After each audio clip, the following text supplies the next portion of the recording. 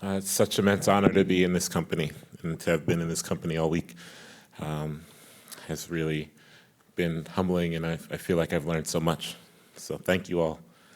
Here are some poems. There are more ways to show devotion.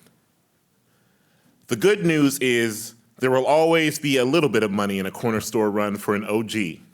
Mine keeps a dimly lit black and mild swinging from his lips, soft border between what would otherwise be a clash of naked teeth. The light jumps like a threat when he laughs. The flame says, love me, but don't get too close. The $5 bill says, whatever change hits the counter, you can keep. The bad news is every hustle gets harder from here. The heart, fragile as the branch the sparrow bobs on, crying some sad song to a sky too big to give a damn. And yes, the heart, like the branch in the song and the sky, can break in infinite ways. But let's say to part with some cash you know ain't coming back is a kind of widowing. The same way a song aiming for a sky it can never reach is a kind of widowing. By definition, you are made a widow by who has left you behind on a block more wretched than it was when they sang some Marvin in your ear on Sunday mornings. You are made a widow by what the heart can survive and keep going. Engulfed in a night shadows, a lonely beam of light bounces between the lips of a crying man, left to throw money at a block that won't bring his woman back. Whole city, a mural of our various aches. A stick-up kid whose gun jammed after he pulled it, and the drug dealers who didn't. The two men, slick with sweat and blood, rolling in the grass, throwing fists until they laid atop each other,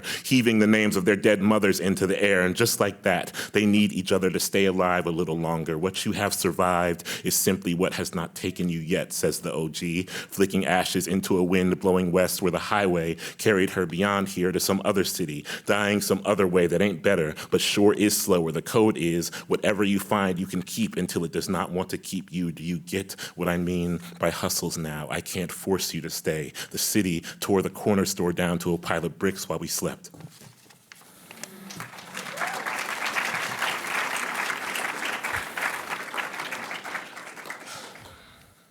There are more ways to show devotion. At the end of my young boy's gold rope, there was a gold bullet. At the end of the bullet was my face, golden wide and beaten by a sky's precious dagger. The preacher pressed palms to my young boy's forehead and held him underneath water. At the end of the flood, the preacher says, we might all get to see heaven. My young boy's grandmother filled the tub that made her baby holy, and at the end of it, she became a god, on God. Someone you dreamed of killing will outlive you.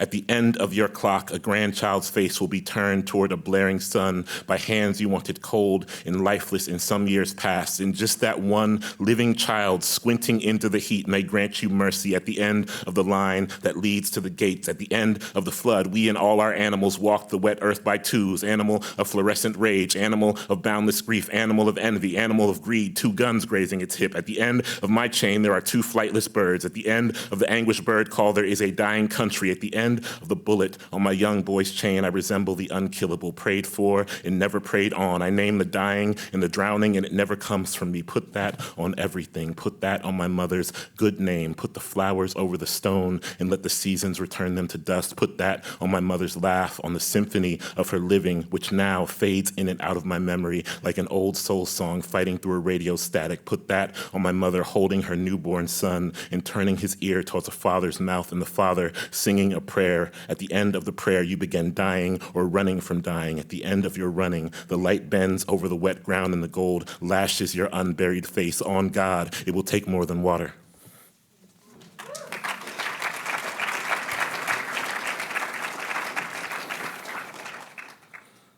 There are more ways to show devotion.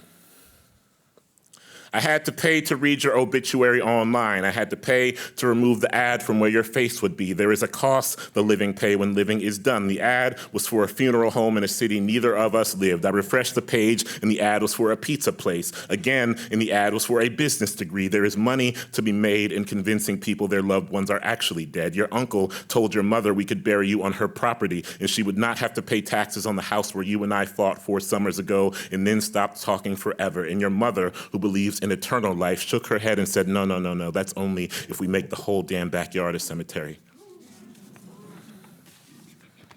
This is the last poem I'll read. Thank you.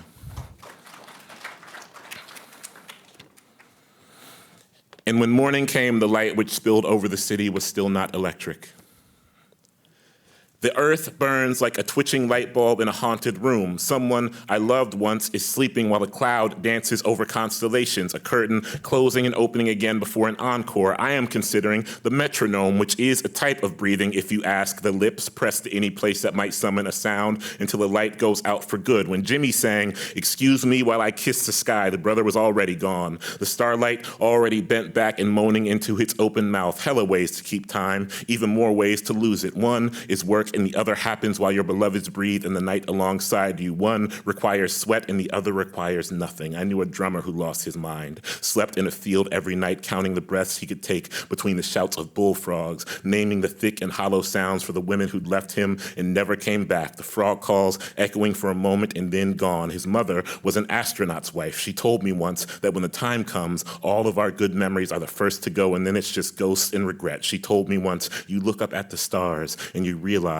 after you've seen the atmosphere from that high up, nothing on earth will ever feel worth loving again. And back then I said, no, there's no way that can be true. And today I remembered we will barely see sunflowers this year.